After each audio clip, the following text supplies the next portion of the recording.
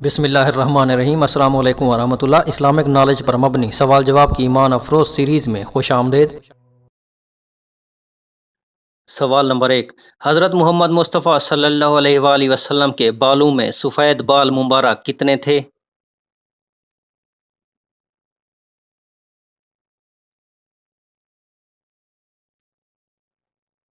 حضور اقدس صلی اللہ علیہ وآلہ وسلم کے سفید بالوں کے متعلق 3 روایات ہیں۔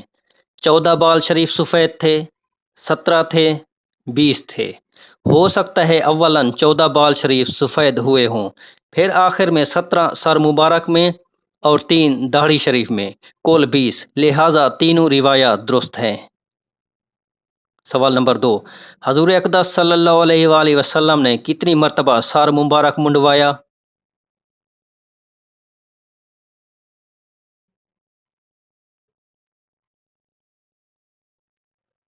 صرف 4 مواقع پر سر منڈوانے کا ذکر ملتا ہے۔ پہلا، حدیبیہ کے مقام پر جب آپ صلی اللہ علیہ وآلہ وسلم عمرہ کے لیے مکہ تشریف لے جا رہے تھے تو مکہ والوں سے معاہدہ ہوا آپ صلی اللہ علیہ وآلہ وسلم اس سال عمرہ کے لیے تشریف نہ لائیں۔ دوسری مرتبہ عمرۃ القضاء کے موقع پر صلح حدیبیہ کی وجہ سے عمرہ کیے بغیر واپس جانے پر اگلے سال اسی عمرہ کو ادا کیا گیا جس کا نام عمرۃ القضاء ہو گیا۔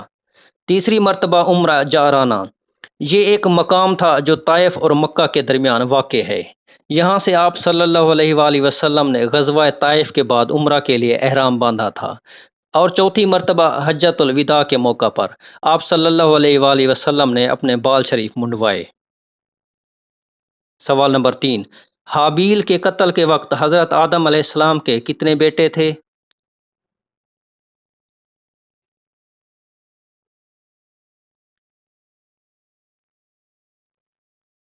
حابیل کے قتل کے وقت حضرت آدم علیہ السلام کے 120 بیٹے تھے، جن میں سوائے جناب حابیل کے کوئی نہیں مرا تھا۔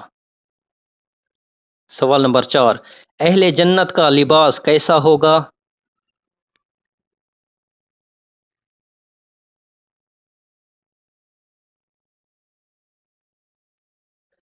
جنتیوں کو جنت میں سونے کے کنگن اور سبز کپڑے پہنائے جائیں گے، جیسا کہ قرآن حکیم میں ارشاد ہوتا ہے۔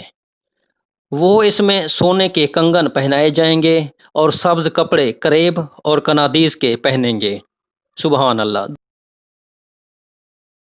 سوال نمبر 5، وضو کے کتنے فرائض ہیں؟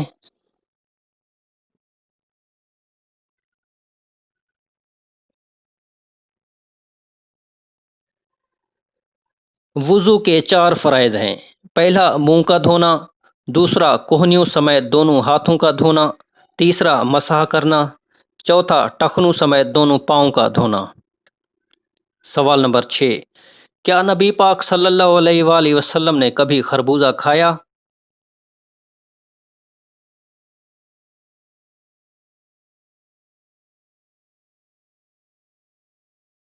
حضرت انس رضی اللہ تعالیٰ عنہ فرماتے ہیں کہ میں نے حضور اقدس صلی اللہ علیہ وآلہ وسلم کو خربوزہ اور کھجور اکٹھے کھاتے دیکھا۔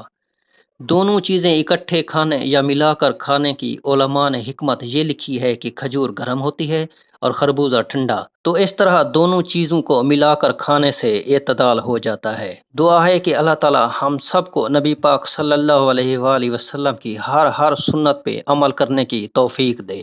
آمین ثم آمین۔